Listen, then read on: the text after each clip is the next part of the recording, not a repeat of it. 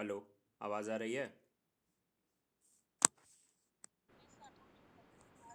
Good morning सभी लोगों को। कल हम लोगों ने देखा था, कहाँ तक देखा था कल? बाजीराव प्रथम 1720 से 40। 1720 से 40 हम लोग देखे थे बाजीराव प्रथम। आज देखेंगे 1740 से लेकर के 1761। 1740 से 1761 देखेंगे, जिनको बालाजी बाजीराव कहा जाता है। बालाजी बाजीराव इतिहास में उनको नाना साहब के नाम से जाना जाता है। किस नाम से जाना जाता है? नाना साहब के नाम से। तो पेशवा बाजीराव की मृत्यु जब हो गई, तो पेशवा बाजीराव की मृत्यु के बाद उनके मृत्यु के पश्चात शाहू ने उसके बड़े पुत्र बालाजी बाजीराव, जिन्हें नाना साहब कहा जाता है, को पेशवा पर नियुक्त किया। ठीक है, किसको नियुक्त किया? बालाजी बाजीराव को। बाजीराव प्रथम के जो बड़े पुत्र थे बालाजी बाजीराव, उनको पेशवा नियुक्त किया गया, जिन्हें इतिहास में नाना साहब के नाम से जानते हैं। रघुजी भोसले और अन्य मराठा सरदारों ने इसका विरोध किया, लेकिन शाहू ने उसके विरोध की चिंता नहीं किया और 4 जुलाई 1740 को बालाजी बाजीराव पेशवा के रूप में कार्य करने लगे। कब से कार्य करने लगे? 4 जुलाई 1740 से। ठीक है, तो आपने देखा कि बाजीराव प्रथम के बाद अब जो है शाहू ने बाजीराव प्रथम के बड़े पुत्र बालाजी बाजीराव को, जिन्हें नाना साहब कहा जाता है इतिहास में, को पेशवा के पद पर नियुक्त किया। शाहू का निकट संबंधी एवं सेना नायक था रघुजी भोसले। वो बालाजी बाजीराव का प्रबल प्रतिद्वंदी था। क्यों विरोध किया रघुजी भोसले? क्योंकि शाहू का निकट संबंधी एवं सेना नायक था रघुजी भोसले, और बालाजी बाजीराव यानी नाना साहब का क्या था? वो प्रबल विरोधी था। वो पेशवा से ईर्ष्या करता था। उसने बंगाल पर आक्रमण करके वहाँ के शासक अलीवर्दी खां से चौथ वसूल किया। बंगाल पर अटैक करके वहाँ का शासक पढ़े थे, बंगाल के शासक अलीवर्दी खां, उससे चौथ वसूल किया। अब कुछ समय पश्चात पेशवा से उसका संघर्ष हो गया। फलतः पेशवा ने कई बार रघुजी को पराजित किया। अंत में शाहू के हस्तक्षेप के कारण दोनों में समझौता हो गया और दोनों के प्रभाव क्षेत्र क्या हुआ? निश्चित कर दिए गए। ठीक है, अब देखते हैं पेशवा का राजपूतों से क्या संबंध था। तो 1743 में जयपुर के राजा जयसिंह की मृत्यु हो गई। 1743 में, ठीक है, राजा जयसिंह की मृत्यु हो गई। जयपुर के राजा जयसिंह की मृत्यु हो गई। उनके दोनों पुत्र ईश्वरी सिंह और माधव सिंह में उत्तराधिकार का युद्ध हुआ और मेवाड़ के राजा जगत सिंह तथा बूंदी और कोटा के राजाओं ने माधव सिंह की सहायता की और ईश्वरी सिंह ने मराठा सरदार मल्हार राव होलकर और सिंधिया से सहायता प्राप्त करके माधव सिंह तथा उसके साथियों को कठोर दंड दिया। ये कहानी है। मतलब राजपूतों से पेशवा का क्या संबंध था, उसके संबंध में इस बात को बताया गया है। इससे रिलेटेड कोई प्रश्न आपके एग्जाम में ज़्यादा नहीं पूछता है। ठीक है, फिर निजाम के साथ पेशवा का क्या संबंध था, इसके बारे में दिया है। लेकिन आप जो देखिएगा तो नाना साहब के समय सबसे बड़ी घटना घटती है पानीपत का तीसरा युद्ध। नाना साहब के समय सबसे बड़ी घटना क्या घटती है? पानीपत का तीसरा युद्ध। ठीक है, तो इसमें क्या होता है कि पानीपत का तीसरा युद्ध जो है बालाजी बाजीराव के समय की प्रमुख घटना। बालाजी बाजीराव का मतलब नाना साहब। आपको पता है ये पानीपत का तीसरा युद्ध कब होता है? 1761 में। 3 पानीपत का युद्ध इतिहास में दर्ज है। एक 1526 में बाबर और इब्राहिम लोदी, और एक 1556 में अकबर और अंतिम हिंदू शासक दिल्ली का हेमू, और अंतिम जो है यही है पानीपत के तीसरा युद्ध 1761 में। तो इसमें पानीपत का तीसरा युद्ध आपको पता है जी बालाजी बाजीराव के समय होता है और 14 जनवरी 1761 को होता है। और यह युद्ध अहमद शाह अब्दाली, जो अफगान रहता है, अफगानिस्तानी शासक रहता है, और मराठों के बीच होता है। और युद्ध में मराठों की बुरी तरह से हार होती है। यह युद्ध प्रमुख रूप से मुगल बादशाह की दुर्बलता, उसके सरदारों का दो दलों में विभाजित होना, मराठों का मुगल शासक को सहायता देने का वादा और उससे भी अधिक उत्तर भारत में मराठा शक्ति के विस्तार की महत्वाकांक्षा। दूसरी ओर अहमद शाह अब्दाली भारत में विदेशी मुसलमानों की सहायता देने की नीति और पंजाब व मुल्तान आदि पर अपनी सत्ता स्थापित करने की इच्छा, इसके कारण यह युद्ध हुआ था। ठीक है, ये युद्ध के कारण क्या था कि मुगल बादशाह की दुर्बलता, उसके सरदारों का दो दलों में बंट जाना, ये सब यह युद्ध के प्रमुख कारण थे। ठीक है, अब क्या है कि ये जो युद्ध होता है पानीपत का तीसरा युद्ध, इसमें पेशवा बालाजी, ठीक है, इसमें पेशवा जो है बालाजी बाजीराव जो नाना साहब हैं, उनका नाबालिग बेटा विश्वास राव नेतृत्व करते रहता है इस युद्ध का। कौन करते रहता है नेतृत्व? विश्वास राव। लेकिन वास्तविक सेनापति उसका चचेरा भाई सदाशिव राव भाऊ रहता है। कौन रहता है वास्तविक सेनापति? सदाशिव राव भाऊ। कहानी कुछ ऐसी है कि मराठे कोई भी युद्ध जीतते हैं तो इनको लड़ते हैं तो इनको जीतने की आदत है, युद्ध तो हारते नहीं हैं। होता ऐसा है कि जब ये पानीपत का तीसरा युद्ध का बिगुल बज जाता है अहमद शाह अब्दाली से, तो नाना साहब जो हैं बालाजी बाजीराव, इनकी पत्नी बहुत महत्वाकांक्षी रहती है। वो कहती है कि अगर इस युद्ध का सेना नायक बना के सदाशिव राव भाऊ को भेजे और ये युद्ध अगर जीत गया, युद्ध तो वैसे भी हम लोग जीत जाएंगे, हारेंगे नहीं, बहुत हल्का में लिया था इन लोगों ने अहमद शाह अब्दाली को। तो बोले कि सदाशिव राव भाऊ जो आएगा, कहीं हो सकता है वो दावा करे कि अब सत्ता मेरा है। तो इसलिए ये अपने बेटा को, छोटा सा बेटा जो विश्वास राव है, 15-16 वर्ष का नाबालिग बेटा, उसको युद्ध का नेतृत्व करके भेजती है कि मेरा बेटा युद्ध का नेतृत्व करके जाएगा तो युद्ध तो हम जीतेंगे ही, तो बेटा ही राजा बनेगा। देख रहे हैं, ये कहानी है। और उस नाबालिग बेटा को विश्वास राव का नेतृत्व, नाम मात्र का नेतृत्व के लिए भेज देती है, लेकिन वास्तविक सेनापति कौन रहता? उसका चचेरा भाई सदाशिव राव भाऊ। युद्ध के बीच में ही मल्हार राव मैदान छोड़कर भाग जाते हैं।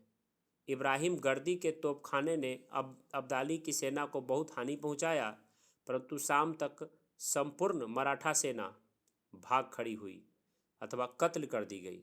मतलब शाम होते होते या तो पूरा मराठा सेना भाग गया, नहीं तो जो बचा था उसका कत्ल हो चुका था। इब्राहिम गर्दी का एक नाम होता है कि इब्राहिम गर्दी जो है इब्राहिम गर्दी वो व्यक्ति है जो मराठा कहीं का प्रदेश जीतते हैं, निजाम उजाम का कोई एरिया, उधर का एरिया जीत करके इब्राहिम गर्दी को वो लाए रहते हैं। तोप चलाने का एक्सपर्ट रहता है, तो इब्राहिम गर्दी को तोप सहित गिरफ्तार करके ले आते हैं। और वो इब्राहिम गर्दी ईमानदारी से इनके साथ जा करके, इनके साथ किनके खिलाफ लड़ता है? अहमद शाह अब्दाली के खिलाफ। वो तोप चलाता है और ईमानदारी से लड़ता है। ठीक है, पेशवा का ज्येष्ठ पुत्र विश्वास राव, सदाशिव राव, जसवंत राव पवार, तुकोजी सिंधिया आदि युद्ध में मारे गए। ये सब मारे गए। इब्राहिम गर्दी और जानकोजी सिंधिया बाद में कत्ल कर दिए गए। महादजी सिंधिया घायल होकर भाग गए और दूसरे दिन तक मराठों का कत्ल क्या रहा? जारी रहा। अब ये जो युद्ध है, ठीक है, इस युद्ध के बारे में जैन सरकार यानी कि इतिहासकार जदुनाथ सरकार हैं। कौन? जदुनाथ सरकार जो है इतिहासकार, वो कहते हैं कि भारत में, महाराष्ट्र में संभवतः ही कोई ऐसा परिवार होगा जिसका कोई न कोई संबंधी न खोया होगा तथा कुछ परिवारों का तो सर्वनाश ही हो गया। इस युद्ध के बारे में क्या बोलते हैं जदुनाथ सरकार? महाराष्ट्र में संभवतः ही कोई ऐसा परिवार होगा जिसका कोई न कोई संबंधी न खोया होगा और कुछ परिवारों का तो सर्वनाश हो गया। और इस युद्ध को प्रत्यक्षदर्शी थे काशीराज पंडित। इस युद्ध के एक प्रत्यक्षदर्शी और कौन थे? काशीराज पंडित थे। ठीक है, काशीराज पंडित के शब्दों में पानीपत का तृतीय युद्ध मराठों के लिए प्रलयकारी हुआ। पानीपत के तृतीय युद्ध 1761 में मराठों के पराजय की सूचना बालाजी बाजीराव को एक व्यापारी द्वारा कूट संदेश के रूप में पहुंचाया गया। व्यापारी ने कूट संदेश में क्या कहा? 2 मोती विलीन हो गए, 27 सोने की मोहरें लुप्त हो गई, चांदी और तांबे की तो पूरी गणना ही नहीं की जा सकती। ये बात पूछता है परीक्षा में बार बार कि 2 मोती विलीन हो गए, 27 सोने की मोहरें लुप्त हो गई, चांदी सोने की तो गणना ही नहीं किया सकती, किस युद्ध के बारे में कहा जाता है? तो क्या कहिएगा? पानीपत के युद्ध के बारे में। मराठों की पराजय के कुछ कारण उनके मूलभूत व्यवस्था में ही विद्यमान था। मराठों में सामंतवादी व्यवस्था स्थापित हो चुका था, जो एक नेतृत्व, समान प्रशिक्षण और युद्ध नीति के विरोध में जाती थी। मराठों की लूटमार की प्रवृत्ति से हिंदू राजा भी असंतुष्ट थे। लूटमार मराठे करते थे तो हिंदू राजा भी उनका साथ देने से क्या करते थे? कतराते थे। ठीक है, जिसके कारण राजस्थान में भी मराठों का कोई सहायता नहीं किया था। मराठों में सादगी, कर्मठता और कठोर अनुशासन के गुण नष्ट हो चुके थे। उनकी सेना के साथ स्त्रियां भी जाने लगी थी। पेशवा के उत्थान के साथ मराठा सरदारों में पारस्परिक ईर्ष्या का भाव आ गया था। इस युद्ध के अवसर पर होलकर की भूमिका शंकापूर्ण थी, जिसका कुप्रभाव इस युद्ध के निर्णय पर भी पड़ा था। ठीक है, ऐसे पूरा कहानी है। अब ये जो परिवार देखते हैं आप, पेशवा की हम बात करते हैं तो पहला पेशवा कौन बने? आप बताइए। पहला पेशवा बालाजी विश्वनाथ बने। याद है ना पहला पेशवा? पहला पेशवा कौन बने? पहला पेशवा बने बालाजी विश्वनाथ। क्या? 1713 से 20। क्लियर है? फिर बाजीराव प्रथम बने दूसरा पेशवा। कब से कब बने बाजीराव प्रथम? 1720 से 40 बने बाजीराव प्रथम। ठीक है, अब बाजीराव प्रथम के बाद जो है, बाजीराव प्रथम के बाद दो व्यक्ति की चर्चा करेंगे, बालाजी बाजीराव। ठीक है, बालाजी बाजीराव यानी बाजीराव प्रथम के दो पुत्र हैं, बालाजी बाजीराव, जिनको किस नाम से इतिहास में जाना जाता है? नाना जी, नाना साहब। और एक बेटा है रघुनाथ राव, जो कि कुपात्र संतान है, रघुनाथ राव। रघुनाथ राव का चर्चा अभी नहीं करेंगे, अभी रघुनाथ राव को रोक देंगे क्योंकि वो थोड़ा सा गड़बड़ करेक्टर का आदमी है। पेशवाओं के वंशावली में फिर से आइए। बालाजी विश्वनाथ पहला पेशवा, कब से कब? 1713 से 20। दूसरा पेशवा कौन हुए? बाजीराव प्रथम। कब से कब? 1720 से 40। अब जो है बाजीराव प्रथम के कितने संतान की बात करेंगे? दो संतान, बालाजी बाजीराव और एक रघुनाथ राव। डायग्राम बना सकते हैं अपने आप कॉपी में। रघुनाथ राव का चर्चा अभी रोक देंगे, अभी किसका चर्चा करेंगे? बालाजी बाजीराव, जिनको इतिहास में क्या कहते हैं? नाना साहब। ठीक है, नाना साहब कहते हैं। बालाजी बाजीराव के, ठीक है, बालाजी बाजीराव के पुत्रों की हम बात करते हैं तो माधव राव प्रथम, नारायण राव और विश्वास राव। क्या क्या रहेगा? माधव राव, नारायण राव, विश्वास राव, नाना साहब के। ठीक है, समझ गए? माधव राव, नारायण राव, विश्वास राव, कौन कौन है? माधव राव, विश्वास, नारायण राव, विश्वास राव। ठीक है, फिर नारायण राव का बेटा होगा माधव नारायण राव या माधव नारायण राव द्वितीय कहिए, और उधर रघुनाथ राव का बेटा बाजीराव द्वितीय होगा। बाजीराव द्वितीय, बाजीराव प्रथम जहां मुगलों को सर्वोच्च शिखर पर ले जाएगा, वही बाजीराव द्वितीय जो 1796 से 1818 शासन करेगा, वो मराठों का सबसे बड़ा सिरदर्द रहेगा, मराठे का अंत करवाने वाला रहेगा। ठीक है, ठीक है। तो अब बताइए हम अब किसके बारे में जानेंगे? बालाजी बाजीराव डेथ कर गए तो चौथा शासक कौन बनेगा? माधव राव प्रथम। उनका बेटा माधव राव प्रथम, नारायण राव है ना, तो उनका बेटा अब कौन बनेगा शासक? बताइए। माधव राव प्रथम। पानीपत के युद्ध के धक्के को बालाजी अधिक समय तक सहन नहीं कर सके और 23 जून 1761 को उनकी मृत्यु हो गई। 23 जून 1761 को बालाजी बाजीराव यानी नाना साहब का क्या हुआ? मृत्यु हो गया। उनकी मृत्यु के बाद उनका पुत्र माधव राव प्रथम राजा बना। कौन बना? माधव राव प्रथम।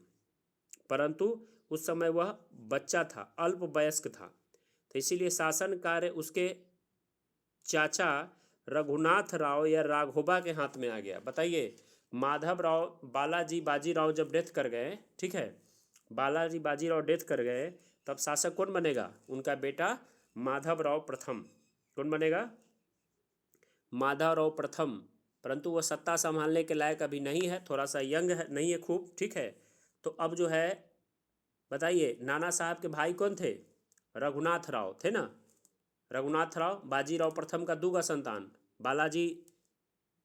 बाजीराव प्रथम का दो संतान, बालाजी बाजीराव यानी नाना साहब, उनका बेटा माधवराव प्रथम शासक बन गया। लेकिन बाजीराव प्रथम के दूसरा बेटा रघुनाथ राव, तो अब वो क्या करेगा? रघुनाथ राव शासन कार्य अपने हाथ में ले लेता है। ये कहानी समझ में आ रहा है? कोई दिक्कत? माधवराव अत्यंत प्रतिभाशाली और गुण संपन्न था। इतिहासकार सरदेसाई के अनुसार माधवराव पेशवाओं में सबसे महान था। माधवराव पेशवाओं में सबसे महान था, ठीक है। माधवराव ने सामने अनेक कठिनाइयाँ थी। उसके अल्प वयस्क होने के कारण उसकी सारी शक्तियाँ उसके चाचा रघुनाथ राव के हाथ में आ गई थी। रघुनाथ राव स्वयं स्वार्थी और क्या था? महत्वाकांक्षी था। जब माधवराव कुछ समझदार हुआ तो उसने शासन शक्ति अपने हाथ में लेने और राघोबा के प्रभाव, राघोबा रघुनाथ राव को ही राघोबा बोलते हैं, रघुनाथ राव को ही क्या बोलते हैं? राघोबा बोलते हैं, ठीक है। तो जब वो थोड़ा समझदार हुआ तो अपना शक्ति अपने हाथ में लेने लगा। इससे राघोबा जो है रुष्ट हो गया और उसके दीवान सखाराम बापू से ने पदत्याग कर दिया। माधवराव ने शासन की सहायता देने के लिए नाना फडणवीस को नियुक्त किया। अब माधवराव को सहायता देने के लिए ये रघुनाथ राव यानी राघोबा अपने चाचा को साइड पकड़ा दिया है, क्योंकि धोखेबाज आदमी है, हमेशा षड्यंत्र रचता है। तो नाना फडणवीस को अपना सहायक कौन नियुक्त करता है? माधवराव प्रथम। माधवराव प्रथम। राघोबा क्या किया? राघोबा माधवराव के विरुद्ध शत्रुओं को भड़काने का कुचक्र रचता रहा। मराठा सरदारों की कूट के अतिरिक्त पेशवा माधवराव की अन्य कठिनाइयाँ थी। हैदराबाद का निजाम मराठों का पुराना शत्रु था। दक्षिण में हैदर अली भी एक नई शक्ति के रूप में उभरा था। कर्नाटक के नवाब अंग्रेजों की सहायता से दक्षिण की ओर मराठों की शक्ति को चैलेंज दे रहे थे। पूना का राजकोष भी रिक्त हो चुका था। देख रहे हैं, पानीपत का तीसरा लड़ाई भयंकर लड़ाई हुआ है 1761 में, जिसमें नाना साहब मर गए। नाना साहब मर गए तो नाना साहब का भाई जो है रघुनाथ राव यानी राघोबा, ठीक है, वो शुरू से ही षड्यंत्र रच रहा था कि हम ही राजा बने, लेकिन उसको बनने ही नहीं दिया गया। बना दिया गया नाना साहेब यानी बालाजी बाजीराव के पुत्र माधवराव प्रथम को। माधवराव जब बना तो उसके सामने चारों तरफ कांटे ही कांटे थे। एक तो बच्चा था तो चाचा कहे जो कुछ दिन मैं तुम्हारा केयर करता हूँ, शासन देखता हूँ। जब थोड़ा सा इसको सियाना हुआ तो लगा कि नहीं ये चाचा बड़ी गड़बड़ करेंगे, तो उन्होंने नाना फडणवीस को अपना सलाहकार नियुक्त किया। अब क्या है, पानीपत की तीसरी लड़ाई के कारण जो भी संपत्ति है, सब संपत्ति, पूना का राजकोष खत्म हो चुका है। हैदर अली उधर से चैलेंज दे रहा है मैसूर से। हैदराबाद का निजाम तो जानते हैं, बाजीराव प्रथम के समय से ही झगड़ा चल रहा है निजाम से। क्या कर्नाटक के नवाब, ये सब के सब शक्ति किस पर भिड़ गए हैं? माधवराव प्रथम पे। समझ में आ रहा है? माधवराव ने इन सारी कठिनाइयों का सफलता से सामना किया, ठीक है। और 1772 तक मराठों ने 4 बार हैदर अली को पराजित कर दिया। सोच लीजिए, 2 बार निजाम को परास्त किया, 4 बार हैदर अली को पराजित किया, ठीक है। और 1768 में पेशवा ने अंततः रघुनाथ राव को परास्त करके उसे कैद में डाल दिया। पेशवा ने क्या किया? रघुनाथ राव यानी चच्चा जो थे, चच्चा को अब जो है चच्चा मान ली इतना सरकार बदल रहे बिहार में है, तो तेजस्वी चाह रहा है चच्चा का सरकार ही गिरा देना पूरी तरह से। सुन रहे हैं कि 12 तारीख को फ्लोर टेस्ट है, क्या होता है देखिए। कहता है कई सारा जदयू के विधायक का मोबाइल नंबर बंद है, गायब है। अब जो है भगवान जाने, वही चच्चा यहाँ भी हैं। तो चच्चा इतना टेंशन दे रहे हैं रघुनाथ राव, किसको दे रहे हैं टेंशन? माधवराव प्रथम को। अंत में माधवराव प्रथम कहता है कि नहीं चाचा, अब आपको ऐसे नहीं छोड़ा जाएगा। अंत में चाचा को क्या करता है? गिरफ्तार करके शनिवारा रहता है वहाँ डाल देता है कि चाचा इसमें आराम कीजिए, बहुत आप इधर उधर किए। समझ गए कहानी आप लोग? उत्तर भारत में भी मराठों में आशातीत सफलता हासिल किया, ठीक है। 1766 ईस्वी तक मल्हार राव होलकर ने उत्तर भारत में मराठों की प्रतिष्ठा को बनाए रखा, ठीक है। तो ऐसे ऐसे कहानी चलता रहा।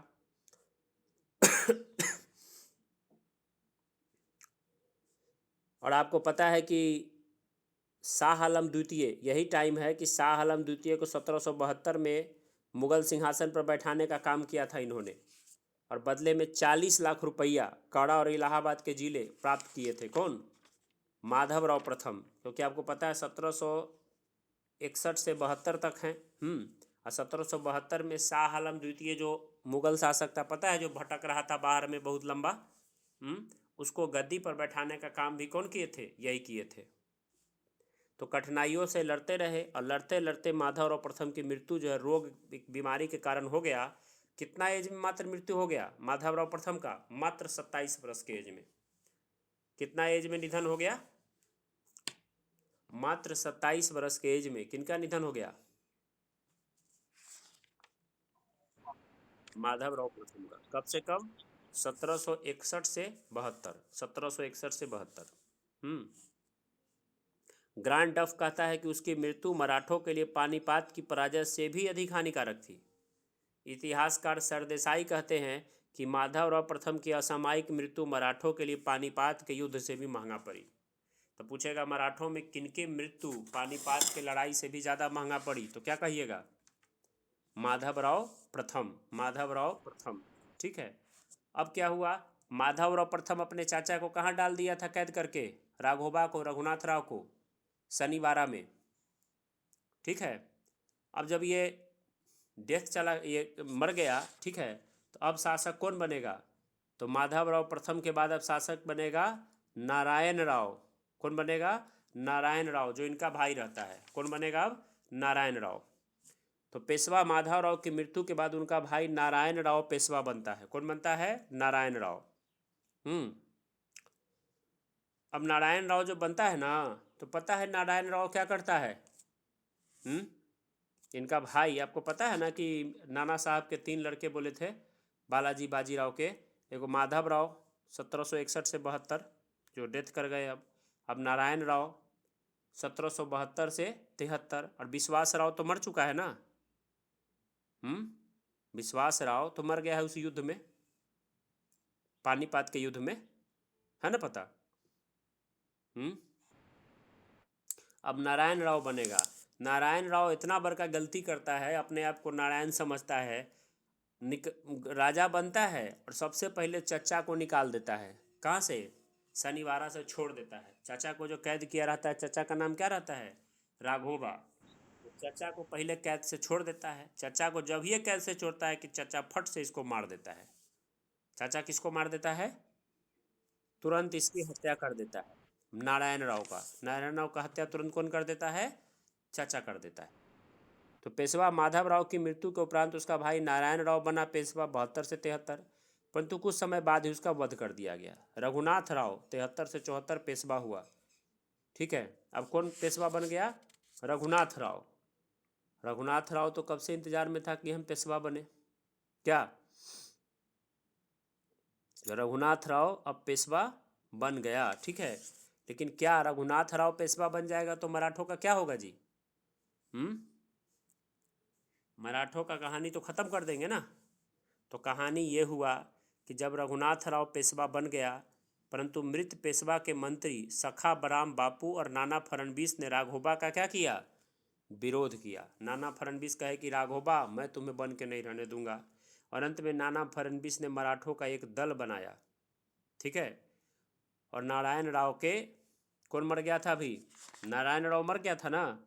तो नारायण राव का जो बेटा था जिसका नाम था माधव नारायण राव, या कहिए माधव राव द्वितीय, तो नारायण राव का बेटा माधव नारायण राव या नारायण राव द्वितीय के नाम से इतिहास में गद्दी पर बैठा।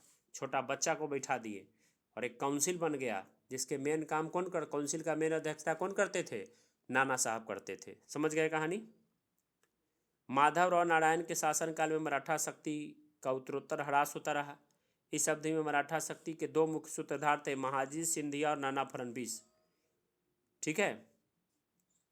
तो महाजी सिंधिया की मृत्यु हो जाती है बाद में। अंत में माधव नारायण राव ने अक्टूबर 1796 में क्या किया था? अंत में जाकर के ये आत्महत्या ही कर लेता है। माधव नारायण राव क्या करता है? आत्महत्या कर लेता है। ठीक है। उसके उपरांत जो है अब शासक, जब माधव नारायण राव अपना हत्या कर लेता है, इसके बाद राजा बनता है वही चचा जो रहते हैं राघोबा, उनका बेटा बनता है जिसका नाम है बाजीराव द्वितीय। क्या है उनके बेटा का नाम? बाजीराव द्वितीय। किसके बेटा का नाम बाजीराव द्वितीय है? राघोबा, रघुनाथ राव के बेटा का नाम है बाजीराव द्वितीय। और ये जो है मराठों का पूरी तरह से खात्मा कौन कर देता है? बाजीराव द्वितीय।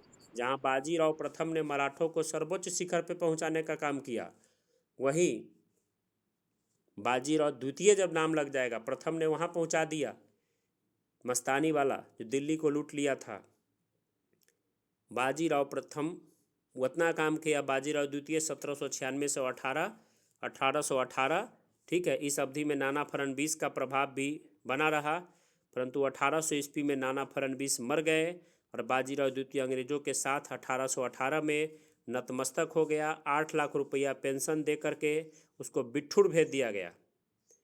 उसका उत्तराधिकारी उसका दत्तक पुत्र धुंधु पंत। आप देखिए ये जो आदमी है राघोबा जो है रघुनाथ राव, उसके बेटा का नाम क्या है? बाजीराव द्वितीय 1796 से 1818, ठीक है। नाना साहब जिंदा थे तो इसके प्रभाव को कम रखते थे, लेकिन नाना साहब 1800 में मर गए।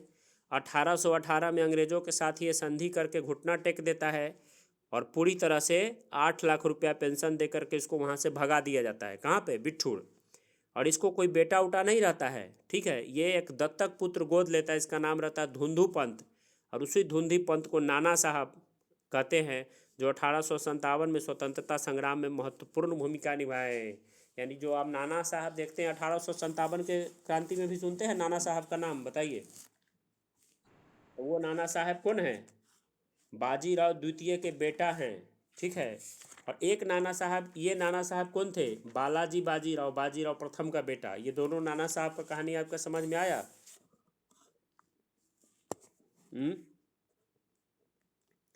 इस प्रकार से मराठों का जो है पूरा का पूरा शासन आप लोगों ने क्या किया? खत्म करने का काम किया, ठीक है।